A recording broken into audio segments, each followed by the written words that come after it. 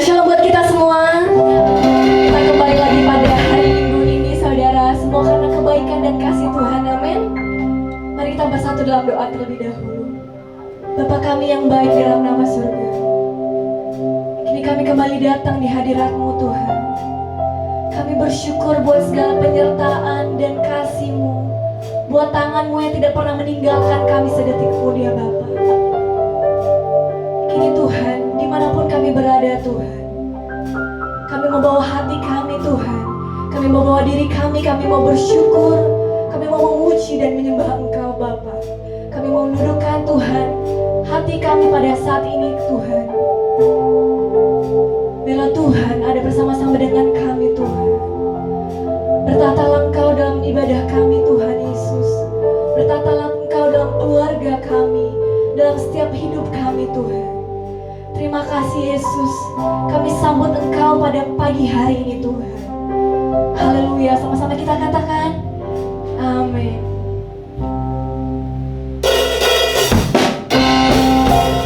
Kita mau memuji Tuhan, kita mau menyembah Allah kita yang telah hidup. Haleluya. Firman terang jalan, perisai iman di setiap waktu, lindungi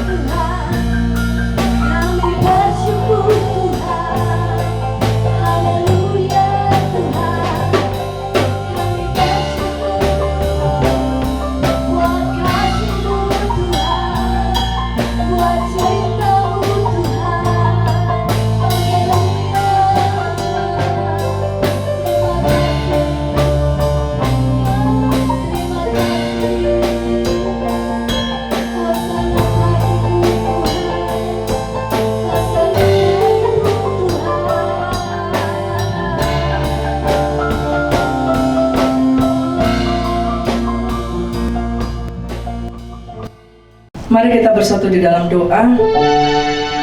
Terima kasih Tuhan buat kemurahan Tuhan dan kasih setia Tuhan. Hari ini adalah minggu yang terakhir daripada bulan April ya Tuhan. Terima kasih Tuhan, betapa Tuhan memberikan penghiburan kepada kami untuk kami bisa melalui hari-hari kami. Terima kasih Tuhan, Engkau yang selalu menolong kami, menopang kami, memberikan kami kesempatan setiap hari untuk hidup di dalam pertobatan, untuk mengenal Engkau Tuhan, untuk merayakan kematian dan kebangkitan-Mu, untuk dapat menyaksikan kasih setia Tuhan melalui kehidupan kami. Pada hari ini Tuhan, biarlah kiranya setiap umat-Mu, setiap siapa saja yang mendengar Tuhan Yesus pemberitaan firman Allah dari bait-Mu yang kudus ini, kami berdoa di dalam nama Tuhan Yesus, Roh Kudus akan berbicara kepada setiap orang.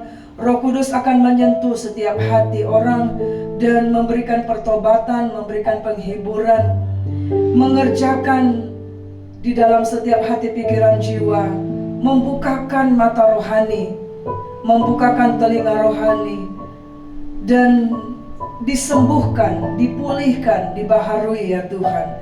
Karena Engkau mengasihi gereja-Mu Tuhan, supaya gereja-Mu Tuhan Yesus akan menjadi gereja yang siap sedia menantikan kedatangan Tuhan. Kapan dan waktunya hanya Bapa yang tahu, tetapi gereja Tuhan diharapkan, disampaikan untuk senantiasa peka terhadap tanda-tanda zaman, peka terhadap apa yang terjadi di sekeliling kami. Berfirman-Lah ya Tuhan, kami mendengarnya dengan hormat dan takut, karena firman-Mu berkata pada mulanya adalah firman, firman itu bersama-sama dengan Allah, firman itu adalah Allah. Ketika kami mendengar firman Tuhan, berarti kami sedang mendengarkan Tuhan berbicara, dan Tuhan sedang menjamah setiap orang, meletakkan tangan-Mu kepada yang sakit, meletakkan tangan-Mu kepada setiap orang yang tidak ada pengharapan menjadi berpengharapan, membangkitkan jiwa, menguatkan, memulihkan ya Tuhan. Di dalam nama Tuhan Yesus kami berdoa dan bersyukur. Haleluya. Amin. Shalom saudara yang terkasih di dalam nama Tuhan kita Yesus Kristus. Hari ini kita ada di dalam minggu yang terakhir daripada bulan April 2020. Betapa dahsyat dan ajaibnya Tuhan. Amin saudara. Kita, saudara dan saya diberikan kesempatan setiap hari, nafas kehidupan yang selalu baru.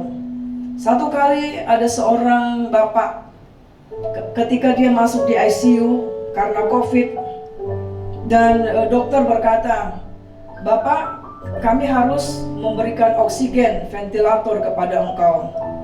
Dan setiap hari engkau harus membayar sekitar dirupiahkan 5 juta rupiah setiap hari."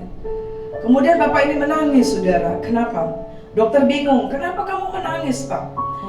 Dia bilang begini, betapa aku selama ini tidak bersyukur untuk setiap nafas kehidupan, udara yang aku boleh nikmati setiap hari tanpa aku membayar sepeser pun kepada Tuhan. Dan aku bersyukur, menghargai artinya kehidupan yang Tuhan berikan kepadaku. Nah saudaraku yang terkasih di dalam nama Tuhan Yesus, engkau yang ada dimanapun pada saat ini berada, apakah engkau setiap hari dalam hidupmu, ketika engkau bangun, ketika engkau akan menutup mata untuk istirahat malam, setiap malam, pernahkah hatimu selalu penuh dengan ucapan syukur untuk setiap detik dalam hidup kita? Semua karena kasih setia Tuhan.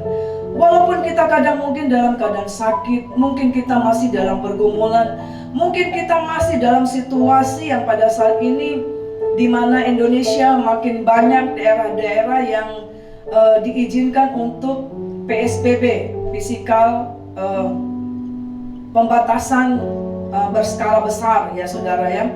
Nah, tetapi kita lihat dalam semuanya itu ada Tuhan yang memberikan kita kelegaan sehingga kita bisa melaluinya.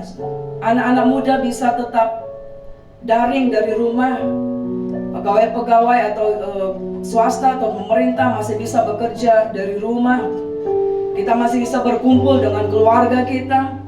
Kita masih bisa berkomunikasi dengan orang-orang yang kita kasih, walaupun kadang mungkin tidak tatap muka. Tetapi kita bersyukur untuk semuanya.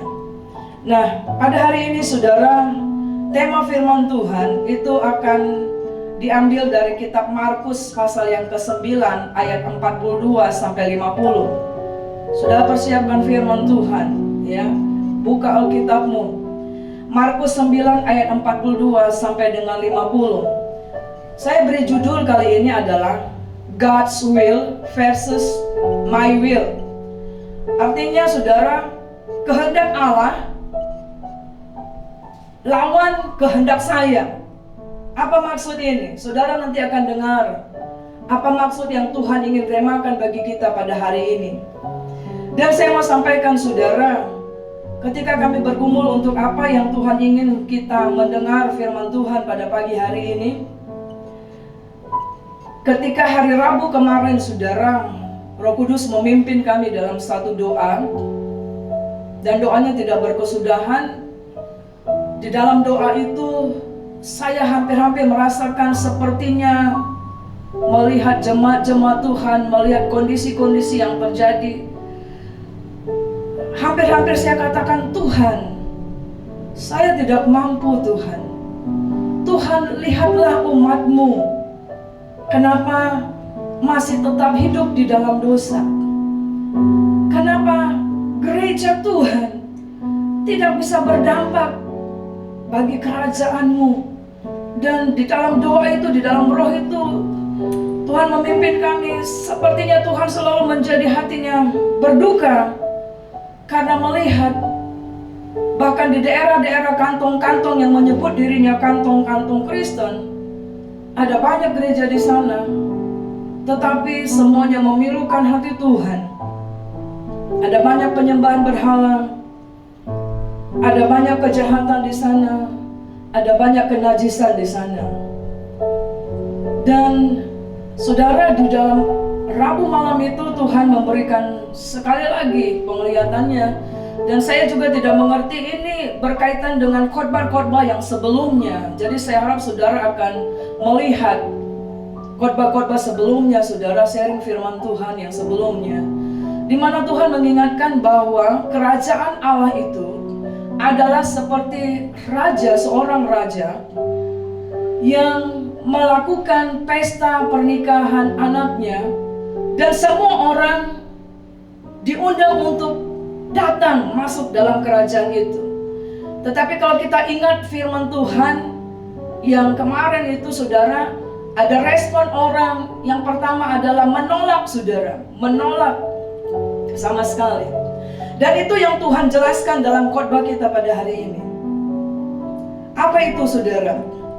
Yaitu bahwa ada tipe gereja Tuhan pada zaman sekarang ini yang bila Tuhan datang tiba-tiba tidak akan terangkat saudara. Tidak siap untuk masuk dalam perkawinan anak domba. Kenapa saudara?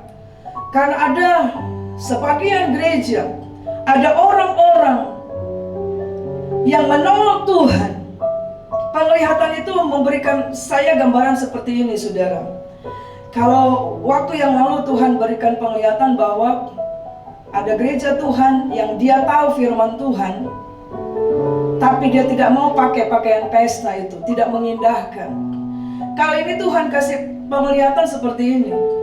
Ada jemaat Tuhan, ada gereja-gereja Tuhan, ada orang-orang yang menyebut dirinya Kristen saudara. Tetapi saudara, maaf saudara, apa yang saya lihat itu, dianya saudara, dirinya itu berpakaian minim saudara. Hanya pakaian dalam saja saudara, pakaian minim saudara. Dan kemudian saudara, dia dalam posisi tertidur begini, tertidur saudara, dan sepertinya dia enjoy. Tetapi saya melihat saudara, dia beralaskan tempat dia tinggal itu, tempat dia sepertinya nyaman itu, Begitu banyak ulat-ulat yang keluar, saudara. Ulat-ulat, saudara pernah lihat nggak ada ulat-ulat yang keluar di atas bangkai? Nah, ulat-ulat itu, saudara.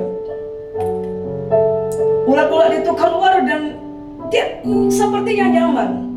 Saya katakan, Tuhan, apalagi Tuhan maksud Tuhan ini? Dan itu berbicara apa, saudara? Tuhan bicara bahwa begitu banyak gereja Tuhan yang tidak melakukan apa yang merupakan kehendak Tuhan, tapi dia melakukan apa yang menjadi kehendaknya dia. Dan dia merasa nyaman untuk hidup di sana. Kenapa, saudara? Bahkan dia menikmati hidup di dalam dosa. Bahkan dia tidak peduli aku sedang berpakaian pesta atau tidak, aku berpakaian keselamatan itu atau tidak. Saya katakan, Tuhan, apa itu ulat-ulat yang ada di punggungnya yang dia tidur di sana? Tuhan katakan, banyak gereja Tuhan, kenapa dia bisa enjoy tetap tinggal di dalam dosanya, tidak mau keluar dari dosanya, padahal dia tahu. Itulah yang disebut dalam khotbah yang lalu, dikatakan bahwa malas bertobat, tidak mau bertobat, saudara. Kenapa? Karena dikatakan, saudara, iblis membutakan mata rohaninya dan menyatakan bahwa neraka itu tidak ada. Dan saya katakan, oh begitu Tuhan. Terus Tuhan, bagaimana saya menyampaikan ini kepada jemaat Tuhan? Inilah, saudara, kita buka dalam kitab Markus 9 ini, ayat 42 sampai 50. Kita baca bersama-sama. Markus 9 ayat 42 sampai 50 berkata demikian. Barang siapa menyesatkan salah satu dari anak-anak kecil yang percaya ini, lebih baik baginya jika sebuah batu kilangan diikatkan pada lehernya, lalu ia dibuang ke dalam laut. Dan jika tanganmu menyesatkan engkau, penggalah, karena lebih baik engkau masuk ke dalam hidup dengan tangan kudung, daripada dengan utuh kedua tanganmu dibuang ke dalam neraka, ke dalam api yang tidak terpadamkan. Ayat 44, di tempat itu ulatnya tidak akan mati dan apinya tidak akan padam. Saudara lihat, ini yang Tuhan sampaikan. Di situ ulatnya tidak akan mati dan apinya tidak akan padam. Berbicara neraka, saudara. Ayat 45. Dan jika kakimu menyesatkan engkau, penggalah, karena lebih baik engkau masuk ke dalam hidup dengan timpang daripada dengan utuh kedua kakimu dicampakkan ke dalam neraka. Sekali lagi dikatakan ayat 46. Di tempat itu ulatnya tidak akan mati dan apinya tidak akan padam. Dan jika matamu menyesatkan engkau, cungkillah, karena lebih baik engkau masuk ke dalam kerajaan Allah dengan bermata satu daripada dengan bermata dua dicampakkan ke dalam neraka. Sekali lagi, yang ketiga Tuhan bicara di sini, di mana ulat-ulat bangkai tidak mati dan api tidak padam. 49, karena setiap orang akan digarami dengan api. 50, karena mereka garam memang baik, tetapi jika garam menjadi hambar, dengan apakah kamu mengasinkannya? Hendaklah kamu selalu mempunyai garam dalam dirimu dan selalu hidup berdamai yang seorang dengan yang lain. Saudara yang terkasih di dalam nama Yesus, Tuhan mengasihi engkau dan saya. Tuhan menyingkapkan ini supaya kita sadar bahwa mari sadar berpakaian kekudusan. Firman Tuhan dikatakan, tanpa kekudusan engkau tidak akan bisa melihat Allah. Pakai pakaian keselamatan itu, pakai pakaian pesta itu. Dan kita belajar pada hari ini, saudara. Apa itu, saudara? Saudara simak dengan baik-baik. Fokus kepada firman Allah yang kau dengar pada hari ini. Kalau kita baca dalam Markus 9 ayat 42 sampai 50, saudara, ini adalah salah satu pengajaran Yesus yang cukup keras kepada 12 muridnya sebelum Yesus melakukan tugas misi keselamatan di kayu salib. Intinya adalah supaya murid-murid mengerti bahwa hidup mereka yang dipilih oleh Tuhan untuk menjadi murid adalah supaya menjadi garam. Apa itu maksudnya, saudara? Kalau kita bicara garam, saudara, semua orang butuh garam, saudara, untuk masakan. Kalau kita sakit gigi juga kumur-kumur dengan garam. Kalau kaki kita bengkak juga kita ngerendam pakai garam, ya. Garam juga adalah mengawetkan, mencegah pembusukan. Nah, ini yang Tuhan sedang bicara kepada murid-muridnya dengan sangat keras, saudara.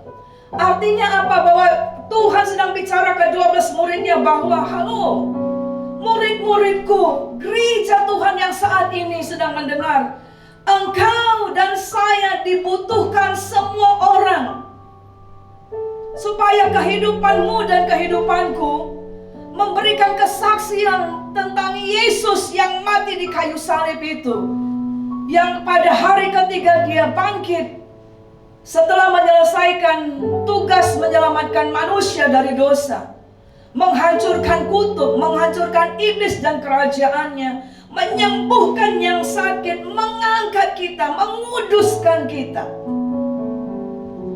Dunia membutuhkan engkau dan saya, saudara.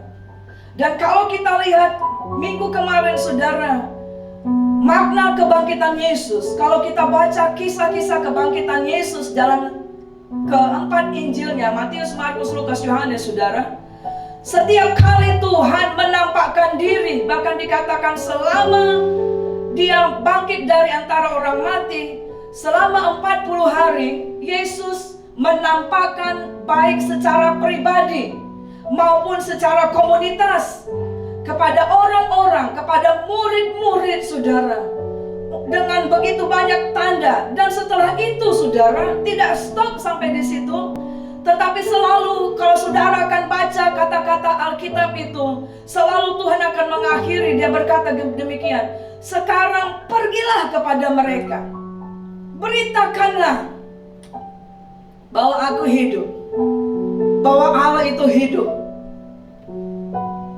Saudaraku yang terkasih di dalam nama Yesus, inti pengajaran Yesus di dalam kisah Markus ini kepada muridnya untuk menyadarkan bahwa kehidupan kita, kenapa kita ada, dan apa yang harus gereja sadari. Orang-orang yang menyebut dirinya Kristen, tidak ada yang lain adalah sadarlah bahwa engkau dan saya adalah murid Yesus, dan murid itu harus menjadi kesaksian bagi dunia ini. Itulah kehendak Allah. Tetapi untuk menjadi saksi bagi dunia ini ada 3 hal, saudara. Ada 3 hal yang kita akan perhatikan. Yang pertama adalah untuk kita dapat bersaksi, atau bersaksi itu adalah kita melakukan kehendak Allah. Apa maksudnya itu? Artinya kita mau menaklukkan kehendak kita ini kepada kehendaknya Tuhan. Itulah bersaksi, saudara. Kadang-kala ketika kita ingin tercetus manusia lama kita untuk kembali bohong, tapi kita ingat, itu tidak kehendak Tuhan. Aku akan menaklukkan itu di dalam nama Yesus, dan aku tidak bohong. Itu bersaksi, saudara. Kedua adalah di dalam kitab Markus ini, kita harus mengerti kehendak Allah adalah ayat 49 dan 50, supaya engkau dan saya menjadi garam. Kalau dalam kisah yang lain dikatakan menjadi garam dan terang dunia. Dan ayat ini tidak stop menjadi garam, tapi dikatakan untuk menjaga supaya garam itu tidak hambar, tidak tawar. Garam yang di dalammu itu jangan sampai hambar, jangan sampai tawar, saudara. Gereja Tuhan harus menjaga supaya garam yang di dalam hidupmu itu tidak menjadi tawar. Karena kalau garam itu menjadi tawar, dan hambar, firman Tuhan katakan tidak ada gunanya selain untuk dibuang dan diinjak-injak oleh orang. Yang ketiga adalah menaklukkan kehendak diri kepada kehendak Allah. Itu memerlukan tindakan yang radikal dan nyata dan serius, saudara. Nah, mari kita lihat yang pertama, saudara. Yang pertama adalah Tuhan bicara bagi kita pada pagi ini adalah untuk hidup kita bisa menjadi saksi Kristus. Dan karena kita menyebut adalah kita murid Yesus, maka saudara, kita harus melakukan kehendak Allah di atas kehendak diri kita. Kita harus belajar setiap hari untuk mengerti melakukan kehendak Allah di atas kehendak diri kita. Saudaraku yang terkasih dalam nama Yesus, setelah Tuhan Yesus bangkit mengalahkan maut, setiap murid yang dijumpainya, baik itu Maria Magdalena yang sedang menangis di depan kubur Yesus, Thomas yang tidak percaya, ya, murid-murid Yesus, Petrus dan kawan-kawannya yang kembali ke pantai dalam profesi yang lama, dan banyak lagi yang lain. Tuhan berjumpa dengan mereka adalah untuk meneguhkan hati mereka dan untuk menyaksikan bahwa lihat loh, aku ini Yesus. Setiap firman yang aku tuliskan, yang aku katakan kepadamu, yang aku ajari kepadamu, itu akan digenapi. Dan aku mau supaya orang mengenal aku dan menerima aku, kata Tuhan Yesus, supaya jangan seorang pun yang binasa. Tuhan menguatkan hati mereka, para murid-muridnya, supaya mereka bersaksi, supaya orang lain menerima, supaya dunia menerima, supaya dunia mengenal, dan jangan masuk di dalam api neraka. Kalau kita baca dalam Markus 9 ini, saudara, sampai 3 kali Yesus mengingatkan bahwa neraka itu nyata, saudara. Ya. Kenapa orang terbuai untuk hidup di dalam dosa, bahkan menikmati dosa itu, saudara, menikmati pergaulan seks bebas itu, menikmati narkoba, menikmati selingkuh, menikmati dusta, menikmati melawan Tuhan. Kenapa, saudara? Karena dia merasa bahwa surga dan neraka tidak ada. Tapi kita lihat dalam kisah ini sampai 3 kali, ayat 46, 48 dan 49 berkali-kali dikatakan di mana ulat-ulat bangkai itu tidak mati dan api tidak padam. Saudara lihat tadi penjelasan saya, dia tidur di dalam alas dan itu banyak sekali ulat-ulat. Ngeri, saudara. Ya. Dan kalau segala sesuatu ditulis sampai 3 kali, itu berarti apa, saudara? Penting. Itu berarti Tuhan serius. Itu berarti Tuhan tidak main-main, saudara. Supaya pesan ini juga disampaikan murid-muridnya kepada orang-orang ketika dia bersaksi tentang Yesus, bahwa kehadiran Tuhan di kayu salib adalah untuk menebus kita, supaya kita jangan masuk dalam api neraka, supaya tidak ada seorang pun yang binasa, saudara. Jadi jangan ada seorang pun yang berkata bahwa Tuhan itu tidak adil. Kenapa neraka ada? Neraka bukan untuk manusia, saudara, tapi itu adalah pilihanmu.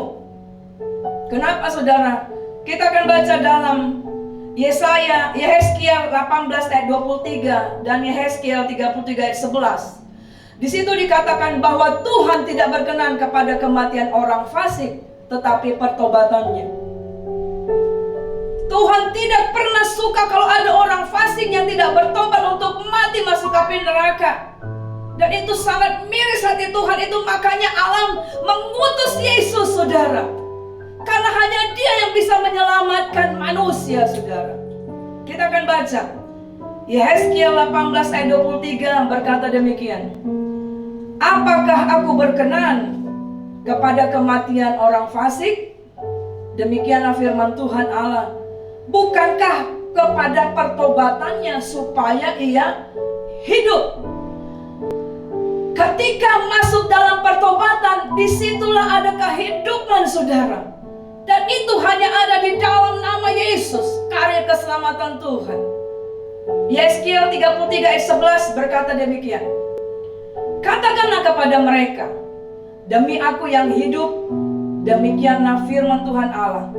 Aku tidak berkenan kepada kematian orang fasik, melainkan aku berkenan kepada pertobatan orang fasik itu dari kelakuannya. Sekali lagi Tuhan katakan, supaya ia hidup. Bertobatlah dari hidupmu yang jahat itu. Mengapakah kamu akan mati, hai kaum Israel? Dan dalam Yohanes 10 ayat 10 Tuhan menegaskan pernyataan ini. Dia katakan demikian, pencuri datang hanya untuk mencuri dan membunuh dan membinasakan. Aku datang supaya mereka mempunyai hidup dan mempunyainya dalam segala kelimpahan. Saudara lihat tadi saudara, Tuhan datang menjelma menjadi manusia untuk menyelamatkan manusia. Makanya namanya Yesus saudara dalam kitab Matius 1 saudara. Ya. Supaya kita mempunyai hidup, dan ketika kita hidup kita mempunyai dalam segala kelimpahan. Ini bukan hanya berbicara tentang materi, tapi kehidupan dalam nikah rumah tangga, kehidupan suami istri, kehidupan orang tua dan anak, kehidupan berbangsa dan negara yang hidup, kehidupan di dalam bisnismu, kehidupan di dalam masa depanmu, kehidupan dalam cita-citamu, saudara, kehidupan dalam berjemaat, pertumbuhan rohanimu, saudara. Dan itu hanya ada ketika orang tersebut adalah bertobat, saudara, dan sadar bahwa neraka itu ada, surga itu ada dan nyata, saudara. Bersaksi itu berbicara kita melakukan isi hati Tuhan, kehendaknya. Supaya apa saudara? Supaya semua orang mendengar bahwa kehidupan itu, kalau engkau ingin melihat kehidupan itu, hanya ada di dalam persekutuan dengan Kristus, saudara. Tidak ada kunci yang lain, saudara. Allah telah memberikan kepada engkau dan saya. Jangan kita masuk kepada respon yang pertama, kita menolak Tuhan. Di dalam 1 Korintus 15 ayat 22, 1 Korintus 10 ayat 16, 1 Korintus 1 ayat 9, 1 Yohanes 1 ayat 3. Semua itu selalu berkata, kehidupan itu hanya ada dalam persekutuan dengan Kristus. Saya baca satu ayat saja dari antaranya. 1 Korintus 15 ayat 22 berkata, karena sama seperti semua orang mati dalam persekutuan dengan Adam, demikian pula semua orang akan dihidupkan kembali dalam persekutuan dengan Kristus. Saudara lihat, dihidupkan kembali dalam persekutuan dengan Kristus. Inilah ayat itu yang menegaskan kepada kita, dengar saudara, kematian karena dosa, karena putusnya dosa membuat putusnya hubungan Allah dengan manusia. Kelahiran kita saudara, itu yang dikatakan persekutuan dengan Adam, bahwa setiap orang dilahirkan dalam dosa dan hanya dapat dipulihkan, dihidupkan kembali melalui persekutuan dengan Kristus, korban Yesus di kayu salib.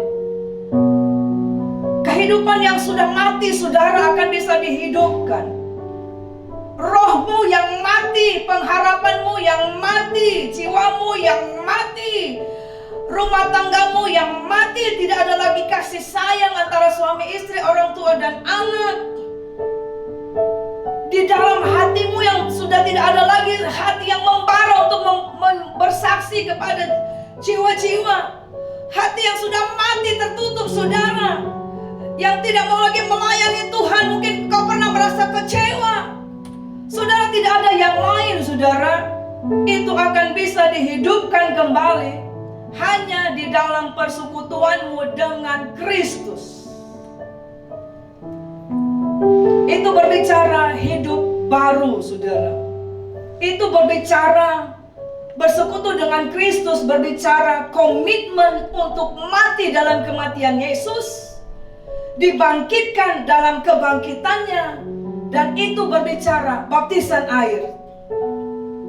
Hidup yang baru. Tadi dalam diskusi dengan berapa pelayan sebelum ibadah ini dilaksanakan, teman ini katakan, "Ibu, mungkin mereka tetap tinggal dalam dosa atau tidak menganggap, karena apa? Karena doanya nggak dijawab." Saudara ingat dalam Yesaya 59 ayat 1 dan 2, bahwa kenapa doa tidak dijawab? Tuhan bilang bukan kurang tajam telingaku untuk mendengar, artinya bukan Tuhan tuli. Bukan kurang panjang tanganku untuk menolong, artinya bukan Tuhan tidak bisa jawab doa. Tapi firman itu berkata yang menjadi penghalang adalah dosa dan kejahatan. Tanpa pertobatan, saudara, tanpa merendahkan hati kita di hadapan Tuhan, meninggalkan jalan-jalan kita yang jahat, berkat itu tertutup, saudara. Kita baca dalam Roma 6 ayat 3 sampai dengan 6. Saya mau sampaikan, saudara, bahwa kalau kita menyebut adalah pengikut Kristus, seharusnya kita akan baca firman Tuhan bahwa baptisan air itu, saudara, bukan milik satu gereja denominasi tertentu, saudara. Nanti ketika kita berdiri di hadapan tahta Tuhan, Tuhan tidak tanya, "Hei Samuel, kamu dari gereja mana? Hei Abraham, kamu dari gereja mana?" Tidak, saudara. Tapi Tuhan tanya, apakah engkau melakukan kehendakku atau tidak? Dan kalau kita tahu, saudara, Yesus sendiri memberikan contoh, datang kepada Yohanes dan dibaptis. Dan itu adalah kehendak Allah, saudara. Itu berbicara apa? Kita ambil komitmen untuk mau mati, ditenggelamkan dalam kematian Yesus, dan dibangkitkan dalam kebangkitannya. Jadi adalah salah kalau setiap mimbar hanya memberitakan doktrin gereja. Salah, saudara. Bahkan memonitor gereja-gereja yang lain mencari kesalahan-kesalahan. Salah, saudara. Beritakanlah firman Tuhan. Beritakanlah apa yang tertulis di firman Tuhan, bukan ajaran manusia, saudara. Nah, kita baca Roma 6 ayat 3 sampai 6. Ini juga ada di dalam Kolose 2 ayat 12, tapi kita baca yang Roma 6 ayat 3 sampai 6. Atau tidak tahukah kamu bahwa kita semua yang telah dibaptis di dalam Kristus telah dibaptis dalam kematiannya. Dengan demikian kita telah dikuburkan bersama-sama dengan Dia oleh baptisan dalam kematian, supaya sama seperti Kristus telah dibangkitkan dari antara orang mati oleh kemuliaan Bapa, demikian juga kita akan hidup dalam hidup yang baru. Sebab jika kita telah menjadi satu dengan apa yang sama dengan kematiannya, kita juga akan menjadi satu dengan apa yang sama dengan kebangkitannya. Karena kita tahu bahwa manusia lama kita telah turut disalibkan, supaya tubuh kita hilang kuasanya, agar jangan kita menghambakan diri lagi kepada dosa. Saudara lihat ayat itu dikatakan supaya kita akan hidup dalam hidup yang baru. Kita tidak akan mengalami kehidupan, apalagi hidup yang baru, tanpa kita, saudara, hidup di dalam anugerah kasih setia Tuhan, dengan menerima dibaptis dalam kematiannya dan dibangkit dalam kebangkitannya. Dan di situ seharusnya orang yang dibaptis juga sadar bahwa seharusnya tubuh dosa itu akan hilang kuasanya. Seharusnya akan sadar bahwa aku tidak lagi menghambakan diriku kepada dosa. Itulah arti baptisan itu, saudara. Nah, saudara, yang kedua kita belajar, saudara, yang kedua dari kisah Markus 9 ini ayat 42 sampai 50 adalah tadi disampaikan bahwa kehendak Allah adalah untuk saudara dan saya, gereja Tuhan, menjadi garam dunia dan harus kita menjaga supaya garam itu jangan hambar. Itu yang kedua. Ayat 50 saya akan kembali mengulang bagi kita. Garam memang baik, tetapi jika garam menjadi hambar, dengan apakah kamu mengasinkannya? Hendaknya kamu selalu mempunyai garam dalam dirimu. Saudara lihat ini, Tuhan berkata, hendaknya kamu selalu, setiap saat, itu maksudnya. Tidak ada waktu jeda untuk selalu mempunyai garam dalam dirimu. Dan yang sangat kalau kita perhatikan, ini beda dengan ayat yang lain, saudara. Dalam Injil yang lain, karena di kitab Lukas juga ada di sini. Tapi ini menjelaskan seperti ini. Ada garis penghubung di situ dikatakan, dan ya, mempunyai garam dalam dirimu dan selalu hidup berdamai yang seorang dengan yang lain. Dari ayat ini berkata, kehendak Allah adalah kita menjadi garam dunia, sama dengan Matius 5 ayat 13. Dunia perlu melihat kesaksian hidup kita supaya dunia mengenal siapa Yesus. Karena dunia sekarang tidak lagi hidup di zaman Yesus sedang ada di dunia ini. Sudah selesai, saudara. Dunia akan tahu bagaimana Yesus, siapa Yesus yang menyelamatkan itu, siapa Yesus yang bisa mengubahkan kehidupan kita yang dari dosa, siapa Yesus yang bisa memulihkan, siapa Yesus yang bisa menyembuhkan. Tidak ada yang lain melalui kehidupanmu dan saya, saudara. Kemudian yang kedua, Tuhan berkata, kamu harus selalu punya garam dalam dirimu. Artinya apa, saudara? Jaga supaya garam itu tidak hambar dan tawar. Itu berbicara, saudara, untuk kita setiap saat jaga garam dalam hidup kita. Jaga hatimu dan hatiku, saudara. Untuk kita jangan menjadi tawar. Jangan kasih itu menjadi dingin, saudara, sehingga kita tidak mau menyaksikan Yesus. Garam dalam diri kita menjadi hambar saat apa, saudara? Saat kita melakukan kehendak diri kita dan bukan kehendak Allah. Yaitu kapan? Lihat kembali ayat ini. Tuhan berkata, selalu hidup berdamai yang seorang dengan yang lain. Karena menjadi tawar dan hambar saat kita tidak hidup berdamai yang seorang dengan yang lain. Kenapa, saudara? Kalau ada orang yang berseteru, bermusuhan, tidak berdamai seorang dengan yang lain, mungkin suami dengan istri, orang tua dengan anak, kakak beradik yang selalu berkelahi terus, saudara, ya. Bangsa melawan bangsa, saudara bersaudara hanya gara-gara tanah mungkin, atau gara-gara apa, harta, atau gara-gara apa saja, tidak berdamai. Itu berarti sebenarnya dalam hidupnya, dalam hidup kita itu, kalau tidak berdamai, pasti di situ ada iri hati, pasti di situ ada benci. Aku benci lihat Novi, maka aku nggak mau berdamai dengan dia. Enak aja dia, misalnya gitu, ya kan? Apapun yang dibuatnya pasti salah. Orang yang nggak berdamai gitu, saudara. Apa saja yang dibuat mau baik pun, kalau kita nggak berdamai, orang itu pasti salah, betul nggak? Iya. Ada egois dan membenarkan diri kita dan mengutamakan kepentingan kita, dan ada amarah yang terpendam di dalam, saudara. Maka kita nggak mau berdamai pada orang itu. Dan orang yang demikian mana mungkin menjadi garam, saudara? Apakah pernah saudara kita melihat introspeksi diri kita ketika hati kita penuh dengan kebencian, amarah, iri hati? Mungkinkah kita menjadi saksi? Nggak mungkin. Mulut ini langsung apa?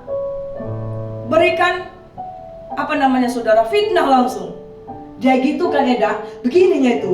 Tahu nggak kamu, mobil yang baru itu, Eda, bajunya itu, Eda, tasnya itu, Eda. Nggak mungkin jadi saksi, saudara. Dan tidak mungkin melakukan kehendak Bapa. Itu makanya Tuhan berkata di sini, garam yang dalam dirimu jangan sampai hambar. Dan itu akan bisa terjadi kalau kita tidak hidup berdamai seorang dengan yang lain. Nah, apa maksud ayat ini? Apa maksud penekanan Tuhan di sini? Selalu hidup dalam berdamai seorang dengan yang lain. Ada beberapa ayat saya akan bagi kita sama-sama. Yang pertama adalah Markus 11 ayat 25 berkata, dan jika kamu berdiri untuk berdoa, ampunilah dahulu sekiranya, lihat ini ya, sekiranya, artinya kita menintrospeksi diri kita, ada barang sesuatu dalam hatimu terhadap seseorang, supaya juga Bapamu yang di surga mengampuni kesalahan-kesalahanmu. Jadi situ nggak dikatakan bahwa kita yang mengintrospeksi hati orang, tapi Tuhan berkata kalau kita mau berdoa, Roh Kudus mengingatkan ada sesuatu dalam hatimu. Tuhan bilang ampuni kesalahannya, supaya kamu bisa mengampuni, supaya Allah bisa mengampuni dari surga kesalahanmu. Lukas 17 ayat 3 sampai 4. Lukas 17 ayat 3 sampai 4 berkata demikian. Jagalah dirimu, ya. Jikalau saudaramu berbuat dosa, tegurlah dia. Dan jikalau ia menyesal, ampunilah dia. Bahkan jikalau ia berbuat dosa terhadap engkau 7 kali sehari, dan 7 kali ia kembali kepadamu dan berkata, aku menyesal, engkau harus mengampuni dia. Ayat ini berbicara apa, saudara? Kadang kita akan bertemu dengan orang sepertinya mempermainkan kita. Betul gak, saudara? Makanya ada lagu dunia. Apa dikatakan lagu siapa itu? 1 kali kau sakiti hati ini. Ada? Apa lanjutannya? 2 kali, 3 kali, sorry, gue gak kasih kesempatan. Daging kita, kehendak kita berkata, lu beli, lu apa? Ya, lu beli, lu jual, gua beli. Tapi pagi ini Tuhan bicara bagi kita, kiranya kehendak kita itu ditundukkan kepada kehendak Allah. Dan di sini dikatakan saya sedang belajar, saudara juga belajar, saudara. Kadang kita menganggap orang begini, saudara, menganggap remeh. Ya, tapi Tuhan bilang engkau harus mengampuni. Kalau dalam sehari dikatakan 7 kali dia datang, saudara, dengan kesalahan yang sama. Bisa nggak saudara bayangkan dengan kesalahan yang sama? Pertama ketahuan dia selingkuh, ampuni, ulang lagi, saudara. 1 kali aja rasanya gimana, saudara, tapi Tuhan katakan itu. Karena ternyata, saudara, itulah yang membuat menjaga garam dalam hidup kita untuk tidak menjadi hambar. Dan ayat ini karena Tuhan katakan kalau ada 7 kali dia datang ampuni, Petrus bertanya di dalam Matius 18 ayat 21 sampai 22, ya. Dalam kitab yang lain Matius 18 ayat 21 22. Kemudian datanglah Petrus dan berkata kepada Yesus, Tuhan, sampai berapa kali aku harus mengampuni saudaraku jika ia berbuat dosa terhadap aku? Sampai 7 kali? Nah, ini diangkat dari yang tadi. Yesus berkata kepadanya, bukan. Aku berkata kepadamu, bukan sampai 7 kali. Melainkan sampai kapan, saudara? Sampai 70 kali 7 kali. Artinya berkelipatan ganda. Ayat ini tidak berkata 70 kali 7. Berarti kita tahu 490, ya kan?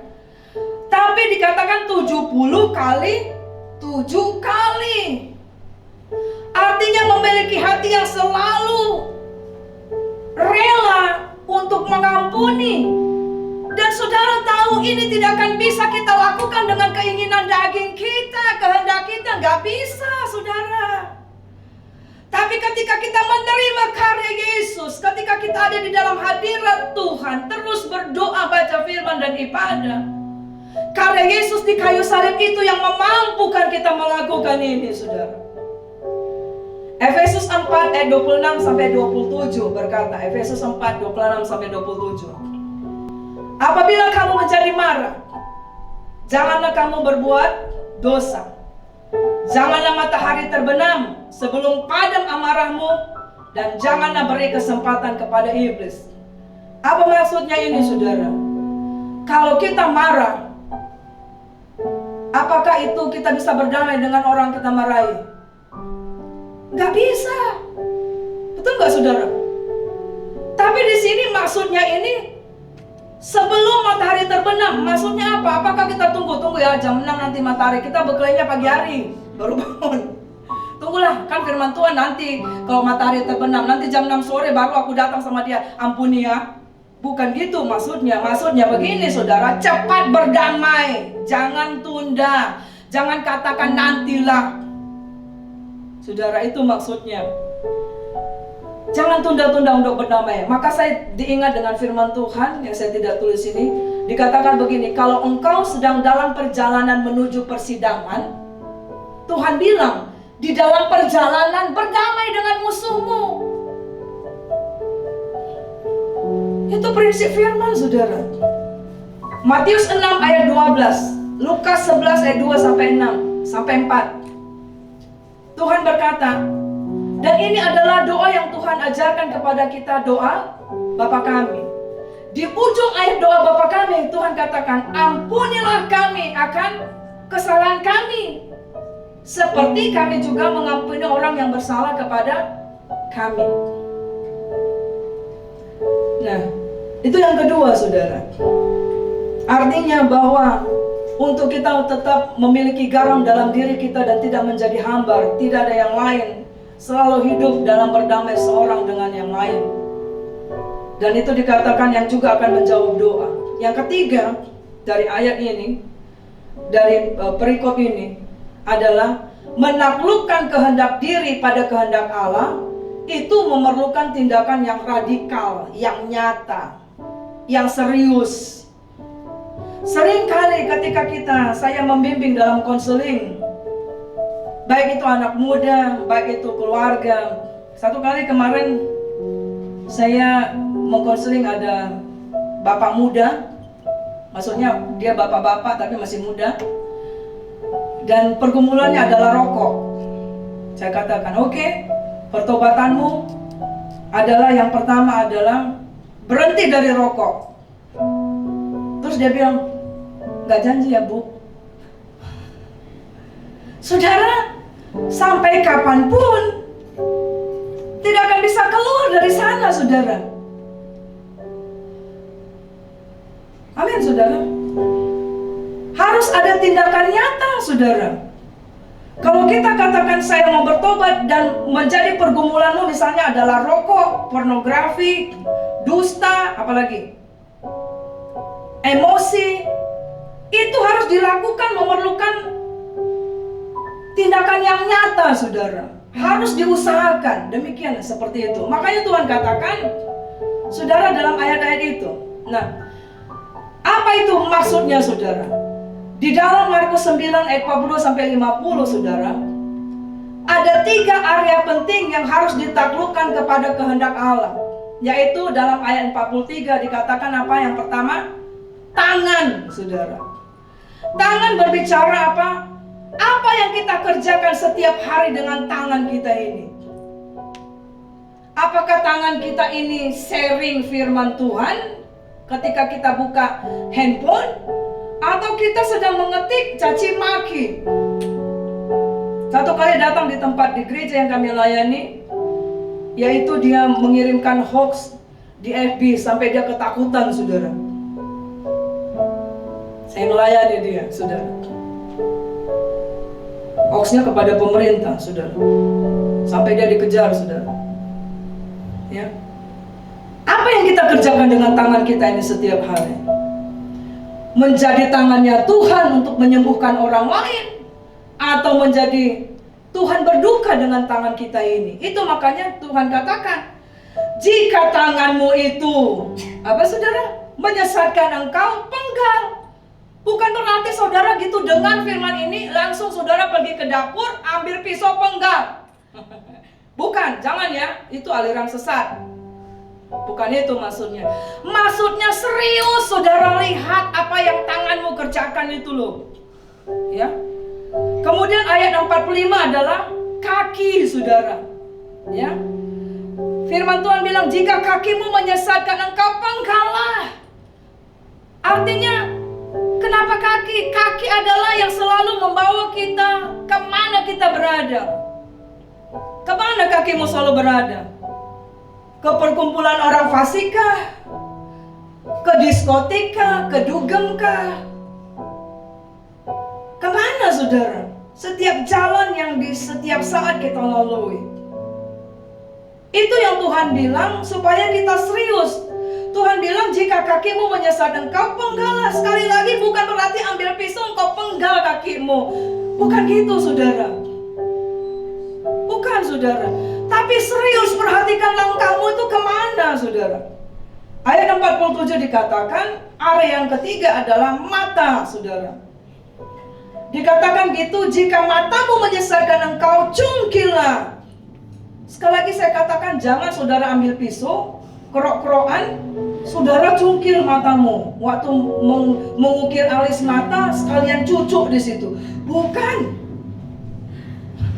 Jangan saudara, ya. Bukan gitu saudara. Tapi makanya saya bilang firman Tuhan ini keras saudara. Artinya Tuhan begitu, hei, apa yang setiap saat kau lihat, yang kau lihat itu yang engkau ingini, yang akan bisa menyesatkan engkau. Saudara lihat Hawa, dia jatuh dalam dosa karena apa? Melihat buah yang dilarang itu. Wow, bagus juga nih. Gitu saudara. Jadi perlu ada tindakan yang radikal untuk kita melihat tubuh kita. Dikatakan tubuh kita ini adalah untuk Tuhan, untuk kekudusan Tuhan.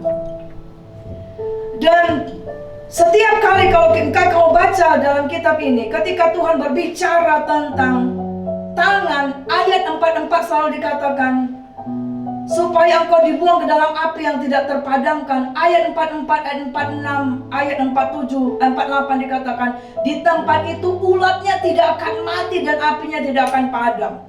Artinya apa saudara? Kalau kita tidak serius menaklukkan ketiga area tersebut, kalau kita tidak menaklukkan keinginan mata kita, keinginan tangan kita, keinginan kaki kita, hati kita, pikiran kita, saudara, kepada salib Kristus, makanya lihat judul ini, penyesatan. Hal itu akan bisa menyesatkan pribadi kita. Sehingga kita tidak akan sampai kepada surga yang kekal, hidup yang kekal. Tapi kepada neraka saudara, di mana ulat-ulat bangkai tidak mati dan api tidak padam. Akhirnya Tuhan menyatakan serius loh, ini serius, karena ada neraka itu nyata. Dan oleh karena itu makanya muncul di ayat yang 49 Tuhan berkata, karena setiap orang akan digarami dengan api. Apa maksudnya itu saudara? Artinya bahwa Tuhan mau kita ini serius. Selama kita hidup ini serius untuk hidup dalam kekudusan saudara. Yang pertama maksud alat ini, setiap orang akan digarami dengan api. Yang pertama adalah oleh nyala api siksaan dalam kehidupan ini kepada orang yang sungguh ikut Yesus. Jadi saudara dan saya yang sungguh-sungguh ikut Yesus juga harus digarami dengan api. Apa maksudnya saudara? Yohanes 15 ayat 18 sampai 21. Di situ dikatakan bahwa ketika kita terima Tuhan Yesus, maka dunia membenci kita karena kita melakukan kehendak Allah. Ya. Sehingga kita baca dalam Mazmur 2 ayat 3, marilah kita memutuskan belenggu-belenggu mereka dan membuang tali-tali mereka daripada kita. Sehingga dunia akan mungkin menyingkirkan kita dari satu jabatan, dalam satu pekerjaan. Mungkin juga engkau akan diputuskan oleh pacarmu atau temanmu karena menolak cabul, karena menolak berbuat dosa, saudara. Tetapi saudara lihat, itu kita sedang digarami dengan api. Jangan mundur di situ, saudara. Itu adalah dalam proses di mana Tuhan mau kita, saudara, sungguh-sungguh dalam tindakan yang nyata, sadar bahwa satu kali, kapanpun aku mati, aku akan masuk surga. Karena aku menjaga kehidupanku, aku sudah digarami. Bahwa walaupun aku mungkin disingkirkan, aku sedang dihadapi hal-hal yang seperti ini dalam hidup ini, pasti Allah akan membela aku. Tuhan tidak akan pernah membiarkan aku tidak makan. Tuhan pasti akan memberikan aku tetap jodoh. Tuhan pasti akan memeliharakan keluargaku. Bukan tergantung oleh jabatan, bukan tergantung oleh harta benda. Ngerti saudara ya? Lukas 14 ayat 33 sampai 34 dikatakan, Lukas 14 ayat 33 sampai 34. Di situ dikatakan bahwa kita berani melepaskan segala hal yang tidak berkenan kepada Allah untuk menjadi murid Yesus, supaya tetap menjadi garam dunia. Kita pilih ibadah atau pilih bioskop dan sebagainya. Saudara tahu, saudara coba pegang tanganmu begini. Ini tanganmu coba. Kau genggam begini. Saudara, sekarang buka. Kita buka. Amin. Tuhan tidak akan bisa memberikan berkat yang baru kalau engkau tidak melepaskan apa yang dalam genggamanmu. Amin. Kalau misalnya ini adalah berlian, saudara, engkau pegang erat-erat, saudara, ya, berkatmu hanya segitu, saudara. Padahal Tuhan ingin memberi lebih dari situ, dengan memurnikan kita, saudara, dalam api itu, saudara. Maka kita, pertobatan itu berbicara, kita mau melepaskan dosa, segala hal yang tidak berkenan, segala yang tidak kehendak Allah, supaya berkat Tuhan itu ada dalam genggaman engkau dan saya. Amin. Ya. Dan saya baca dalam Yohanes 15 ayat 2, apa yang dimaksud orang yang sungguh-sungguh dalam Tuhan juga akan digarami dengan api. Kita baca ayat ini. Yohanes 15 ayat 2 berkata, setiap ranting padaku yang tidak berbuah dipotongnya, dan setiap ranting yang berbuah dibersihkannya supaya ia lebih banyak berbuah. Saudara, mari kita lihat ayat ini. Ini berbicara, saudara, bahwa karena tidak berbuah dipotong oleh Tuhan. Kalau kita tidak menunjukkan buah-buah pertobatan kita, kita tidak mau bersaksi, itu namanya nggak berbuah, saudara. Nggak ada buah-buah roh, saudara. Buah-buah pertobatan, tidak buah-buah jiwa, saudara. Di situ dikatakan dipotong. Maksudnya apa, saudara? Bukan dimatikan, bukan, saudara. Tapi maksud ayat ini adalah diizinkan untuk dimurnikan, saudara. Kadang dimurnikan melalui penyakit, melalui pergumulan hidup, sehingga setelah engkau menyelesaikan pergumulan hidup itu, sehingga engkau menang terhadap penyakit itu, sehingga engkau mengalami ketakutan kecemasan dan engkau menang dari situ, engkau akan bisa bersaksi. Ayat ini juga berkata, saudara, karena berbuah. Jadi kalaupun saya sudah berbuah, engkau juga sudah berbuah. Ayat ini berkata, aku akan membersihkan engkau. Segala sesuatu yang dibersihkan, itu sakit apa enggak, saudara? Sakit. Misalnya ini, mimbar ini dibersihkan, itu ambil kertas pasir, begitu, saudara. Ambil semprot-semprot, bersihkan, itu harus dibuang daki-dakinya, dan itu sakit, saudara. Jadi jangan bilang kalau kita sudah dalam Tuhan, sudah berbuah, sudah berhasil, enggak dibersihkan oleh Tuhan. Tidak, saudara. Itu dalam kisah ini adalah seperti kitalah orang yang digarami dengan api, saudara. Ya. Supaya apa? Supaya di sini dikatakan kita lebih banyak berbuah lagi. Kita diizinkan dimurnikan oleh kesaksian hidup kita supaya kita lebih tahan uji. Kita tidak sombong, tapi kita akan terus berbuah. Lihat Ayub, saudara. Ayub mengalami sampai minus, semua habis. Anak-anaknya 10 habis, harta bendanya habis, ya. Bahkan sakit penyakit, sakit borok, saudara, dari ujung kepala sampai kaki, saudara, bau. Aduh, gatal semua, saudara. Teman-temannya bahkan menghakimi dia dan segalanya. Tetapi Tuhan izinkan dia dimurnikan. Karena Tuhan ingin memberikan. Nanti ayat yang pasal yang ke-42 yang terakhir sudah akan kita lihat. Tuhan memberkati berapa kali lipat, saudara? 2 kali lipat. Dan anak-anaknya lahir dikatakan pada zaman itu cantik-cantik, saudara. Ya, supaya terus berbuah. Nah, apa maksud ayat ini? Setiap orang digarami dengan api. Yang kedua adalah digarami dengan api adalah berbicara untuk kelompok yang menolak Yesus, yaitu dengan api neraka dalam kehidupan yang akan datang. Kepada orang-orang yang menolak Yesus dalam kehidupan saat ini. Kepada siapa? Orang yang menolak dimurnikan imannya saat ini. Orang yang menolak firman-Nya. Ingat khotbah yang lalu. Itulah yang disebut seperti penglihatan tadi. Dia malas bertobat. Dia menikmati dosa itu. Tidak mau bertobat. Orang yang menolak percaya bahwa Allah menjelma menjadi manusia untuk bisa menyelamatkan manusia, supaya manusia bisa mengerti karyanya, supaya manusia mengerti sifat Allah, supaya manusia mengerti mujizatnya, kasihnya, kuasanya, supaya manusia mengerti bahwa Yesus itu Allah yang hidup. Dia Alfa dan Omega. Dia yang memegang kendali, kontrol dalam seluruh kehidupan kita. Dia Allah yang esa dan satu-satunya jalan kehidupan, saudara. Saya akan baca bagi kita dalam 2 Korintus 5 ayat 10. 2 Korintus 5 ayat 10 berkata demikian.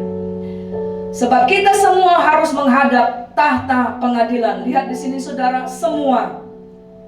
Ya, semua. Termasuk saya dan saudara. Sebab kita semua harus menghadap tahta pengadilan Kristus, supaya setiap orang memperoleh apa yang patut diterimanya sesuai dengan yang dilakukannya dalam hidupnya ini, baik ataupun jahat. Wahyu 20 ayat 12 dan 15 berkata demikian. Dan aku melihat orang-orang mati, besar dan kecil, berdiri di depan tahta itu. Lalu dibuka semua kitab. Dan dibuka juga sebuah kitab lain, yaitu kitab kehidupan. Dan orang-orang mati dihakimi menurut perbuatan mereka, berdasarkan apa yang ada tertulis di dalam kitab-kitab itu. Dan setiap orang yang tidak ditemukan namanya tertulis di dalam kitab kehidupan itu, ia dilemparkan ke dalam lautan api itu. Saudara yang terkasih dalam nama Yesus, artinya Tuhan mau kita serius, saudara. Jangan katakan, iya bu, pendeta gimana lah, gak bisa. Harus ada usaha yang keras, saudara. Apakah engkau dan saya tahu nggak kita apa kelemahan kita? Tahu nggak kita, saudara? Tahu. Benar nggak ya? Tahu nggak dosa yang sedang kita gumulkan? Tahu. Nah, sebab itu jangan hanya berhenti dari tahu, tapi Tuhan mau dalam ayat ini kita sungguh-sungguh ada radikal, nyata, untuk kita selalu berdoa minta pimpinan rohnya. Tuhan, jangan sampai tanganku ini membawa aku ke dalam api neraka. Gitu maksudnya. Kakiku ini jangan sampai ke bawah api neraka. Mataku ini yang sering lihat cewek cantik, bawa aku dalam dosa. Galatia 5 ayat yang penutup. Galatia 5 16-17 demikian. Galatia 5 16-17. Maksudku ialah, hiduplah oleh roh, maka kamu tidak akan menuruti keinginan daging. Sebab keinginan daging berlawanan dengan keinginan roh, dan keinginan roh berlawanan dengan keinginan daging. Karena keduanya bertentangan, sehingga kamu setiap kali tidak melakukan apa yang kamu kehendaki. Kehendak Allah adalah apa, saudara? Dipimpin oleh rohnya. Kalau kita rindu, serius saudara dengan ayat ini, dikatakan supaya kita selalu setiap hari dalam hidup kita melakukan kehendak yang Allah, tidak ada yang lain. Hidup kita harus dipimpin oleh rohnya. Itu makanya nanti ada kisah-kisah selanjutnya dikatakan apa, saudara? Makanya Tuhan ketika dia akan naik ke surga, dia katakan jangan tinggalkan Yerusalem sampai engkau dipenuhi oleh janji firman Tuhan, yaitu Roh Kudus. Dan Roh Kudus sudah ada karena kita hidup di zaman Roh Kudus, saudara. Ya. Makanya ada ayat yang lain berkata, dosa yang tidak diampuni adalah dosa yang menghujat Roh Kudus. Artinya kalau nggak percaya lagi dengan karya Roh Kudus, Padahal itu adalah Allah yang sedang bekerja di zaman kita hidup sekarang. Bagaimana kita bisa diampuni, saudara? Ngerti maksudnya ya? Nggak ada lagi kesempatan untuk bertobat, itu maksudnya. Makanya dikatakan hendaklah hidupmu dipimpin oleh Roh Kudus, supaya kamu tidak mengikuti keinginan daging, keinginan sendiri, saudara. Dan ayat firman Tuhan yang lain dikatakan, biarlah rohnya yang membangkitkan Yesus berdiam di dalam kamu. Saya ingat lagu sekolah minggu dulu berkata, biarlah rohnya yang membangkitkan Yesus berdiam di dalammu. Kalau rohnya yang bangkitkan Yesus, ada kata seperti itu, saudara, lagu lama ya. Nah, saudaraku, saya akan tutup begini, saudara. Penting untuk selalu berjuang dengan serius, keras, saudara ya, untuk menaklukkan kehendak pribadi kita kepada kehendak Allah. Karena neraka itu nyata. Ingat 3 kali dikatakan ulat-ulatnya hidup, ulat-ulat bangkai tidak mati dan api tidak padam. Yesus telah memenangkan kita, menebus kita, sehingga kita tidak seharusnya ada di sana, saudara. Karena kita umat pilihan. Amin. Nikotan ada satu tulisan berkata demikian, saudara. Aku bisa karena dibiasakan. Aku bisa karena berusaha. Dibiasakan untuk berusaha. Amin, saudara. Dulu kita juga nggak bisa jalan, betul?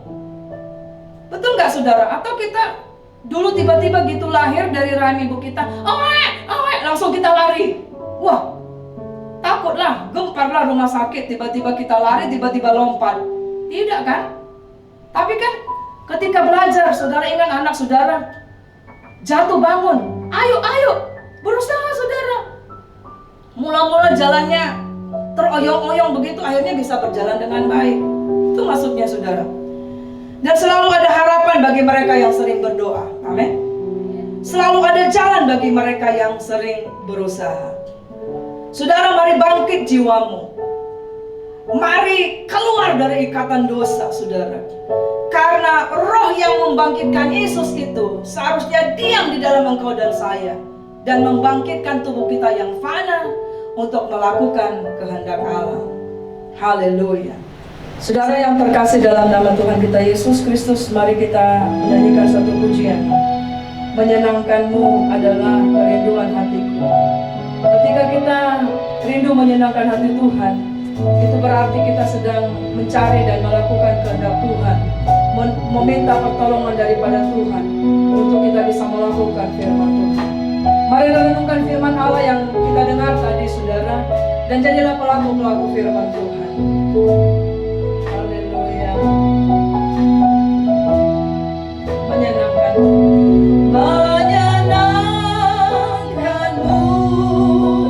senangkanmu, hanya itu kerinduanku.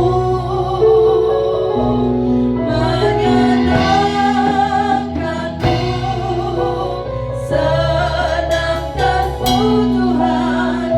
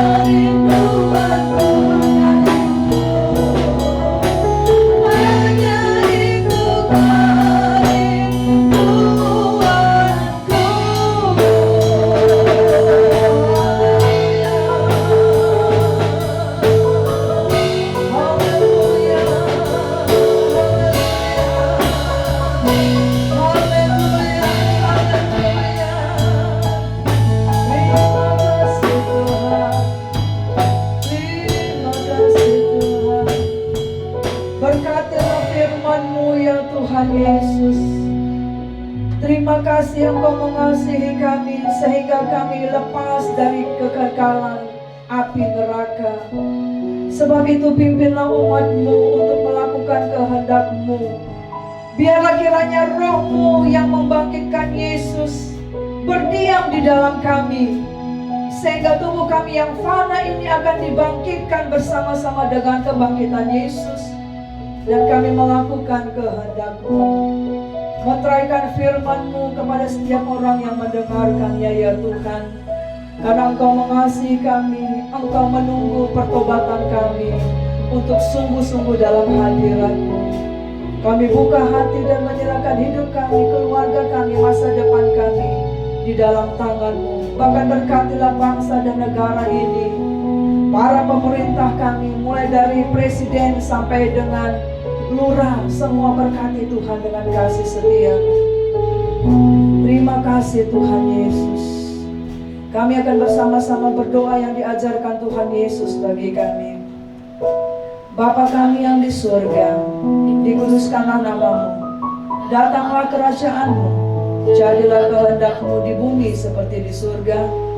Berilah kami pada hari ini makanan kami yang secukupnya, dan ampunilah kami akan kesalahan kami, seperti kami juga mengampuni orang yang bersalah kepada kami. Dan janganlah membawa kami dalam pencobaan, tetapi lepaskanlah kami daripada yang jahat, karena Engkau yang punya kerajaan dan kuasa dan kemuliaan sampai selama-lamanya. Amin. Kita terima berkat yang daripada Allah. Saudara, lihatlah, tangan Yesus sedang ada di atas kepalamu pada saat ini. Tangan Yesus sedang meletakkan bagian tubuhmu yang sakit. Tangan Yesus sedang menjamah jasmani dan rohanimu, keluargamu. Dan terimalah berkat yang daripada Tuhan.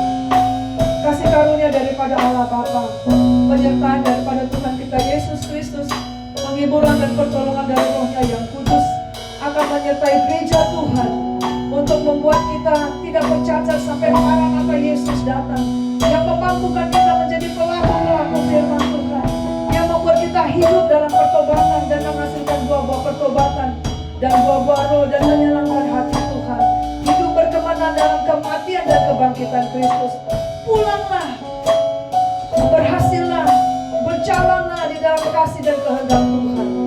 Haleluya. Diberkatilah engkau keluar dan masukmu, diberkatilah engkau di ladang, diberkatilah engkau dimanapun berada, dan kasih Tuhan menyertai engkau dari sekarang sampai Maranatha Yesus datang. Haleluya. Amin. Tuhan Yesus memberkati saudara. Haleluya.